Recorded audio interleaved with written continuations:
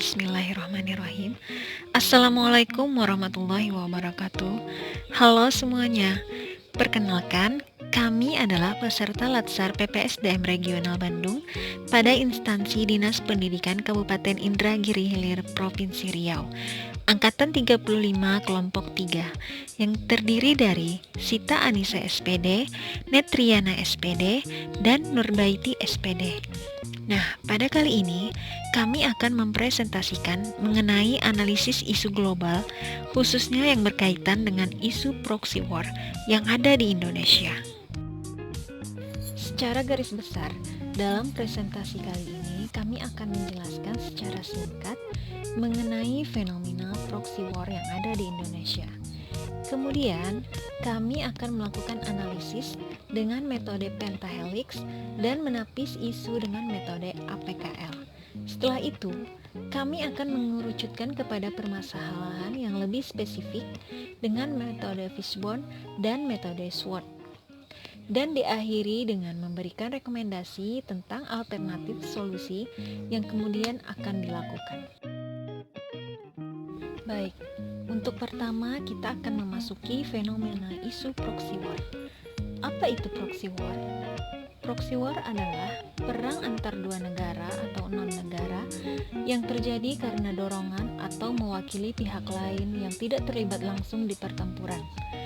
Proxy war ini berpotensi menghancurkan berbagai pondasi wawasan Nusantara dari masyarakat Indonesia, serta mampu menghancurkan kedaulatan Indonesia pada sektor ideologi, politik, sosial, budaya, pertahanan, dan keamanan. Sasaran proxy war mematikan kesadaran suatu bangsa dengan cara menghilangkan identitas atau ideologi atau keyakinan suatu bangsa yang pada gilirannya akan menghilangkan identitas diri dari bangsa tersebut. Selanjutnya kita masuk ke tahapan pertama, yaitu tahapan pra-analisis.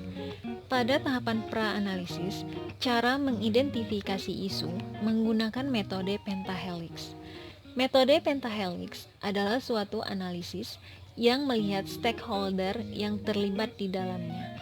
Stakeholder yang terlibat di dalam metode pentahelix yaitu government atau pemerintah, akademik, pendidikan, bisnis, sipil, warga sipil, dan mass media atau media massa. Berikut ini adalah pra-analisis identifikasi dan deskripsi isu. Isu yang pertama yaitu penyebaran hoax. Dari segi pemerintah, kurang adanya pengawasan yang diberlakukan atas sanksi tegas bagi penyebar hoax. Dari segi pendidikan, kurangnya pengetahuan tentang bagaimana menangkal dan membedakan tentang informasi hoax atau valid. Dari segi bisnis, menjadi salah satu faktor untuk memberikan keuntungan bagi penyebaran hoax dengan pihak-pihak terkait. Dari segi warga sipil, masyarakat tidak menyaring informasi yang mereka terima. Dari segi media massa, selalu memberikan ruangan bagi penyebar hoax untuk memberikan informasi ke masyarakat.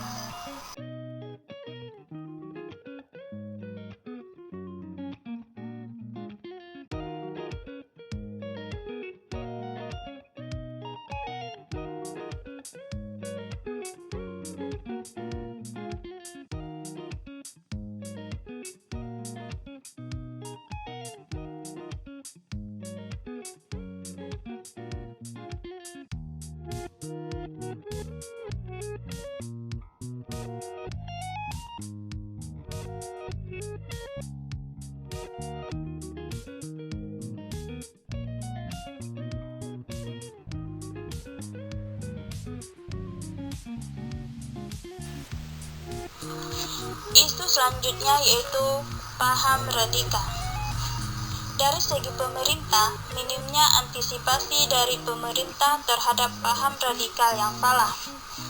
Dari segi pendidikan, kurangnya peran akademis dalam mengedukasi agama dan kepercayaan untuk tidak terjebak dalam organisasi radikal berkedok agama. Dari segi bisnis, tidak terbatasnya penjualan bahan-bahan berbahaya yang mendukung aksi dari paham radikal yang salah. Dari segi masyarakat sipil, kurangnya kewaspadaan masyarakat terhadap paham radikal yang salah. Dari segi media massa, banyaknya berita hoax yang menyebar luas melalui media sosial sehingga berpotensi untuk mempengaruhi opini masyarakat awam. Menentukan isu prioritas, kami menggunakan teknis APKM. APKM memiliki 4 kriteria penilaian, yaitu aktual, problematika, kelayakan, dan kehalayakan. Aktual yaitu benar-benar terjadi dan hangat dibicarakan. Problematika yaitu isu yang memiliki dimensi masalah yang kompleks sehingga perlu dicarikan solusinya. Kelayakan, isu yang masuk akal, logis, realistis, serta relevan. Kehalayakan, yaitu isu yang menyangkut hajat hidup orang banyak.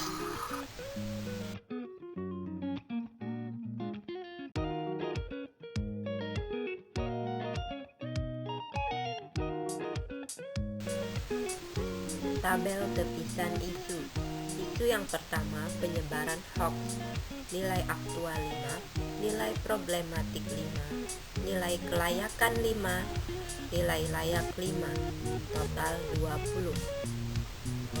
2. Paham radikal.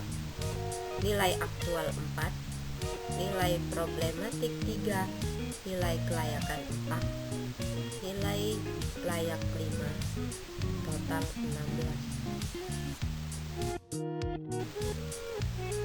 Selanjutnya, isu yang dipilih. Isu yang kami pilih adalah isu penyebaran hoax. Di era digital ini, kita sangat mudah mendapatkan informasi apapun, kapanpun, dimanapun, dan dari siapapun. Terutama informasi tersebut bisa kita dapatkan dari jejaring sosial. Informasi di jejaring sosial bisa muncul dan hilang tiba-tiba dan kita belum bisa menyimpulkan bahwa informasi benar atau salah. Penyebaran hoax bisa merambah ke seluruh pelosok Indonesia, membahayakan bagi semua orang karena dapat menimbulkan aksi-aksi yang tidak diinginkan dan mengancam keselamatan banyak orang. Isu ini pun kompleks karena tidak hanya melibatkan aparat keamanan, tapi harus melibatkan seluruh rakyat Indonesia. Selanjutnya, kami menganalisis menggunakan analisis Fishbone. Ada sebab dan akibat. Satu, dari individu malas menyaring berita, menghancurkan kepercayaan diri. Dari sosial, mengikuti tren, mudah terpengaruh. Dari segi individu, menaikkan popularitas, sengaja dibuat untuk kepentingan tertentu. Dari segi sistem, rendah pendidikan, mudah terpengaruh. Mengakibatkan memecah belah persatuan bangsa, mengiring opini publik ke arah yang belum tentu kebenarannya, bisa menimbulkan perang saudara, negara bisa dijajah kembali secara tidak langsung.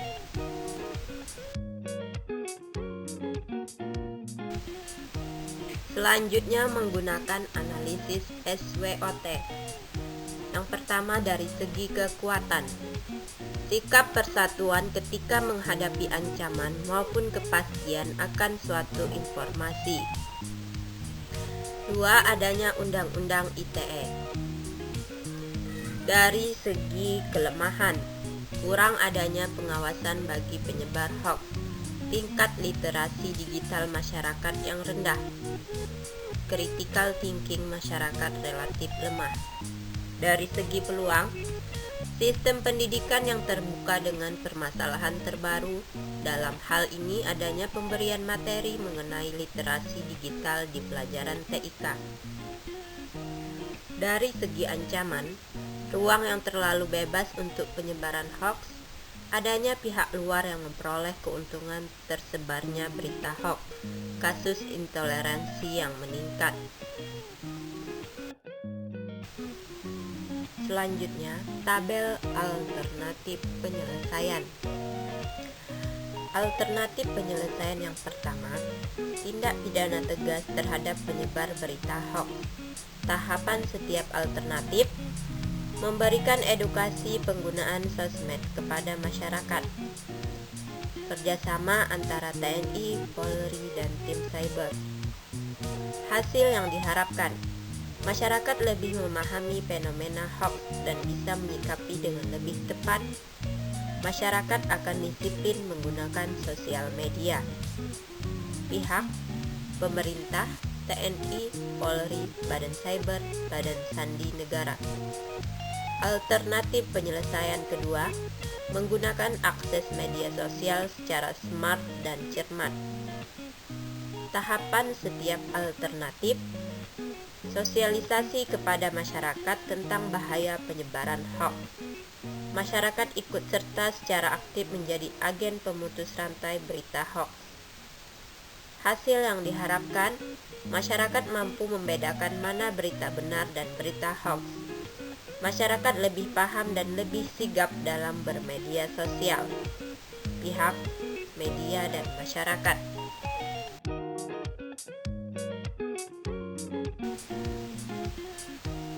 Sekian dan terima kasih dari kami kelompok 3. Semoga bermanfaat. Assalamualaikum warahmatullahi wabarakatuh.